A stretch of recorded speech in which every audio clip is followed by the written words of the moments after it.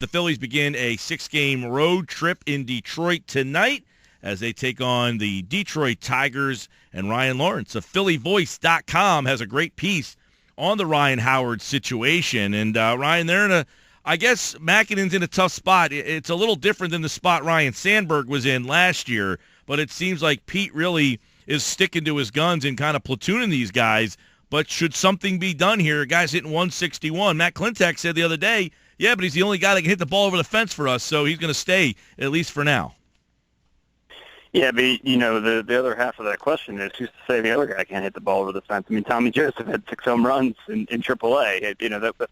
That's not nothing.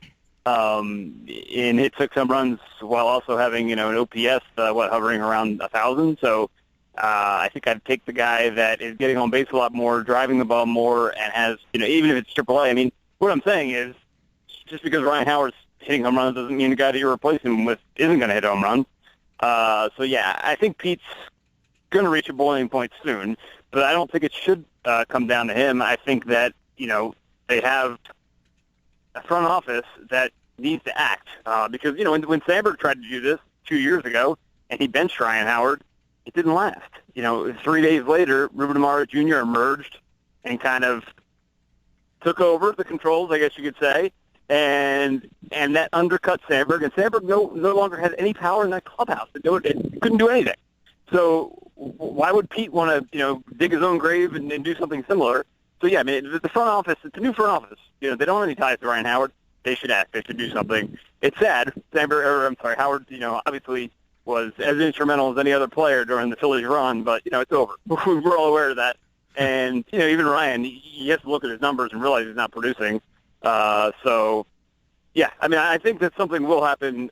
I really do within the next few weeks because it just can't keep on going like this. And I think that Pete also, he did, when I talked to him the other day, he did say that there's probably going to be more even playing time down the road, like in the near future, that it won't be an even split with, platoon, because the fact of the matter is the right-handed hitting part of the platoon always loses out because you rarely face left-handed pitchers. So I think Pete is open to starting just against right-handers as he did yesterday. Yeah, he did that yesterday, and then it'll be interesting because of the need for a DH in the series. Do you think that Howard will exclusively DH the next 3 games here?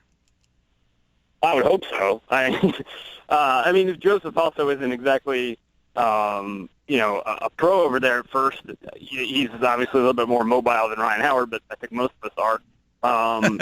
The position's very new to him, so I'm just saying he's not, a gold glover over there. But, Ryan barely stretches for balls, and, we've seen him drop routine balls, routine throws to first. So, yeah, I'd be shocked if he doesn't DH all 3 games. If for one of the games, I guess maybe if he plays in the first, I guess I wouldn't be too surprised because Ryan Howard is still the first baseman when there isn't a DH in play. But yeah, I think if you're trying to win ball games, Ryan Howard should be not in the field. Yeah, and we've had, and as you know, listeners and people who read your stuff at Philly Voice, Ryan, why not just cut Howard at this stage of the game? That's not going to happen, right? Even though he's at the end of the line on that contract. And as you said, this front office has no ties to him, so it's a little different situation. Do you see Howard making it through to the end of the year? I think you're going to have to sit down and have a difficult conversation with Ryan Howard. I think, wouldn't shock me if, Pete, Klenak, McPhail, and Ryan all meet in a room, the 4 of them, and they kind of lay all the cards out on the table, all of them, and, they can get everything out so everybody has a voice. And they can, voice their opinion and, no hurt feelings. Everybody's just saying what, needs to be said. And, you might just have to ask Howard, listen,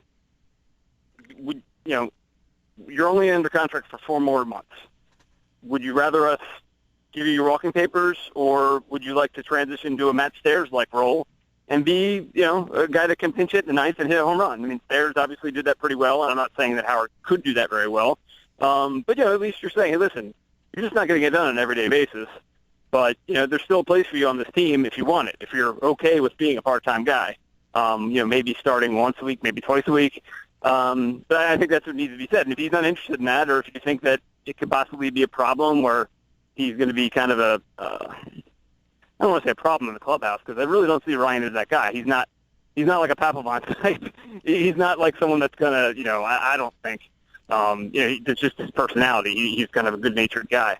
But I think you do owe him that conversation, and just say if he's not open to that, then maybe you do have to consider cutting ties, because in 4 months from now you're going to be doing it anyway, and he's getting the money regardless. So.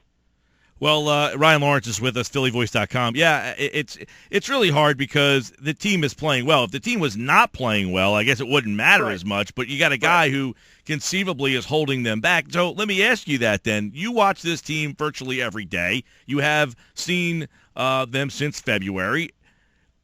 At what point do we have to start making a judgment on them to say, you know what, this team's got the legs. They're going to be hanging around for a while here, and they have to start making decisions based on that? Because Klenak kind of hinted at the other day that, well, I have no idea what this team's going to do in June and July, and I'm okay with that.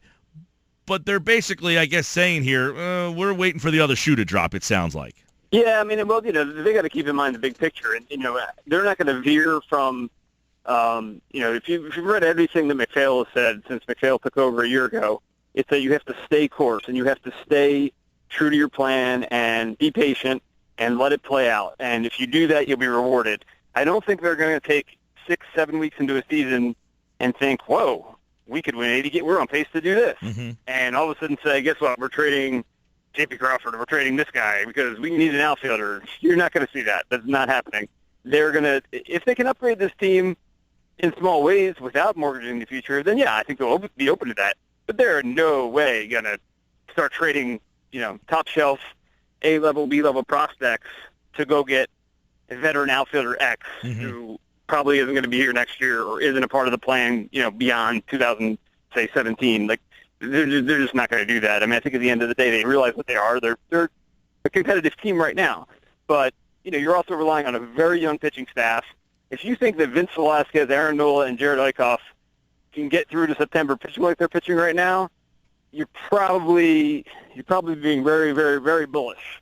Young pitchers just, they tend to struggle at some point. I wouldn't be surprised if someone gets hurt. Pitchers get hurt. We already lost Charlie Morton. So I'm just saying that I think that you have to realize still the nucleus of the team's very young. I think the bullpen is a little bit smoke and mirrors right now. I don't know if that's going to hold up over the course of the season. And obviously, they have the worst offense or the second worst offense in baseball. I think no matter how you look at it, you still have to be realistic and realize this isn't a contending team. It's a competitive team. It's a fun team to watch. But I don't think there's any realistic way they can contend for a wild card this year. Tyler Goeddel, Ryan, 8 of his last 9, 10 of his last 12, and the guy is actually, been fun to watch. He's an exciting type of player. He hits the ball hard. The ball seems to come off his bat well. He's long. He's got some speed. He plays a good outfield. Did they find something here, or is it just a quick little 3-week little flash for him? Well, I think you answered your question right before you had me on when you said that he started X number of games in the last stage. I mean, this is what happens when guys play and they get a chance to get their back going. You can kind of see what you have. And I'm not saying that he didn't keep this pace up, but I think a lot of people were a little too quick to judge him last month when he was barely playing. And, it gets back to, this is a very important thing you can't really emphasize enough in baseball with hitters. If they're not seeing pitching regularly and getting 2-3 starts in a row at least, it's hard for them to get into a rhythm. I mean, part of the reason Darren Ruff was so terrible in April is because Darren Ruff barely got on the field in April. And he outplayed Howard in spring training.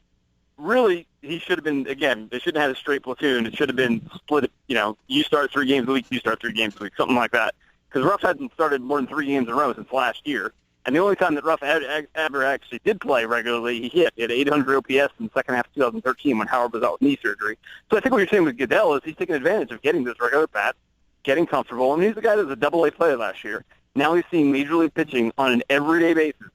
And he's adjusting to that pitching, and, he's doing pretty well. So you keep running him out there, we'll see if it holds up. But, yeah, you got to give the Phillies credit. I mean, they obviously hit pretty good on that Rule 5 pick last year with Herrera, and they may have done it again with Goeddel. And the good thing is you hold on to him until at least August, no matter how good or bad he is. You can send him to AAA next year, and he can continue to develop the prospect. So it shouldn't be that difficult.